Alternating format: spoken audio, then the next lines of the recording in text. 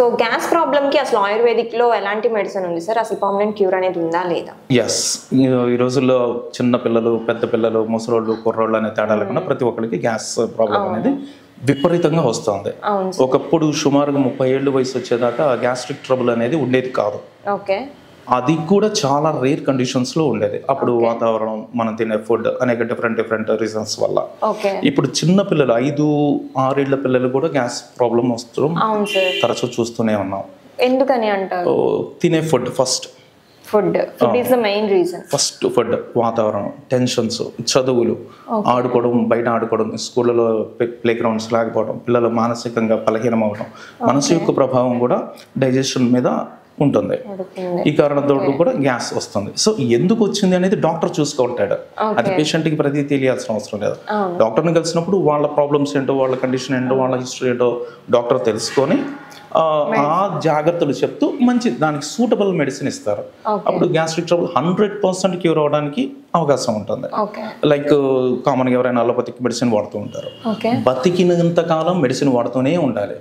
భగవంతుడు ఉదాహరణకు 1,00,000 సంవత్సరాల ఆయుర్దాయం ఇస్తే ఈ అలోపతిక్ మెడిసిన్ కావచ్చు, అదర్ మెడిసిన్, విదేశీ వైద్యం అని చెప్పొచ్చు. సింపుల్ గా ఒక్క మాటలో చెప్పాలంటే విదేశీ వైద్యంతో 1,00,000 సంవత్సరాల ఆయుర్దాయం ఉన్నా కూడా ఆ రోగం పోదు.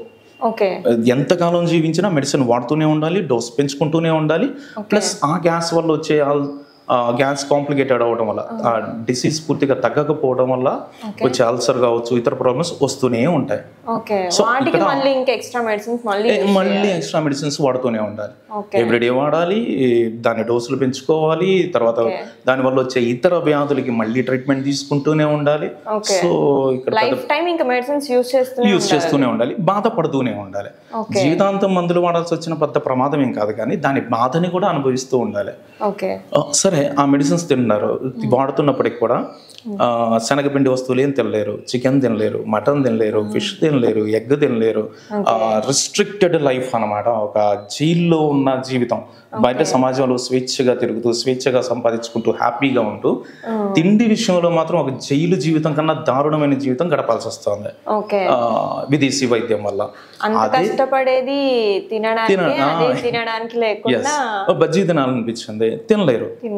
ఎందుకు ఇంకా వైద్యం ఏంటి? ఇంకా అదే హాయిగా మన రోగం రావటం ఎందుకు వచ్చిందని సెకండరీ థింగ్. వచ్చిన రోగాన్ని మనం తగ్గించుకోవాలి. అది ఎంత త్వరగా తగ్గాలి, ఎటువంటి సైడ్ ఎఫెక్ట్లు, రియాక్షన్ లేకుండా తగ్గాలి. తగ్గిన తర్వాత మనం హాయిగా అన్ని తినగలిగి ఉండాలి. ఏమీ తినలేకపోతే ఇంకా ఏమి తినిపించలేని వైద్యం అది ఎంతవరకు సరైనది, ఎవరికి వాళ్ళు ఆలోచించుకోవాలి. సో మనకి ఇప్పుడు ఆయుర్వేదిక్ మెడిసిన్స్, ఒకవేళ ఇప్పుడు ఈ గ్యాస్ ట్రబులే ఉంది, ఆయుర్వేదిక్ మెడిసిన్స్ యూజ్ చేస్తే ఇది కంప్లీట్ గా తగ్గిపోయి వాళ్ళు నార్మల్ లైఫ్ స్టైల్ లీడ్ చేయొచ్చు. ఎస్, ఆయుర్వేదిక్ మెడిసిన్ గ్యాస్ట్రిక్ ట్రబుల్కి 100% క్యూర్ చేయడానికి అద్భుతంగా పనిచేస్తుంది.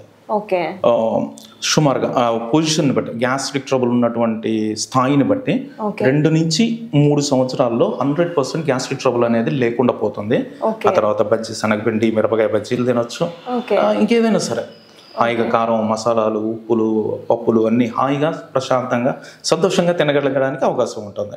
అలాగే మెడిసిన్ ట్రీట్మెంట్ తీసుకుంటున్న 1 మంత్ నుంచే బజ్జీలు తినడానికి మేము అవకాశాన్ని ఇవ్వగలుగుతాం. అంటే నేను కాదు, స్టార్టింగ్ స్టేజ్ లో అంటే 1 మంత్ లోనే బజ్జీలు తిన్న ఇబ్బంది లేనటువంటి పొజిషన్ ఆయుర్వేద వైద్యం ద్వారా సాధ్యం అవుతుంది. మరి చూస్తే మన దగ్గర ఎలాంటి మెడిసిన్ ఉంది సార్ ఈ ప్రాబ్లమ్ కి? దీని చిత్రకాది వటి అని ఒక ప్రసిద్ధమైన ఆయుర్వేద ఔషధం ఉంటుంది. ప్రాచీన కాలం నుంచి మహర్షుల చేత చెప్పబడినటువంటిది. అయితే మెడిసిన్ ఒక పేరుతోటి ఒక వ్యాధికి ఇది మెడిసిన్ అనే ఫీలింగ్ ఎప్పుడు కూడా కరెక్ట్ కాదు.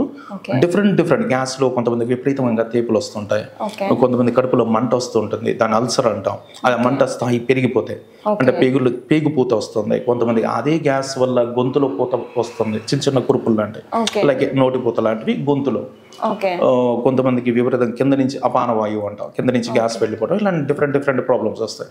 ఆ ప్రాబ్లమ్స్ సూటబుల్ కాంబినేషన్స్ తోటి మెడిసిన్ ప్రిపేర్ చేసుకోవడం ఒక డాక్టర్కి మాత్రమే సాధ్యం అవుతుంది.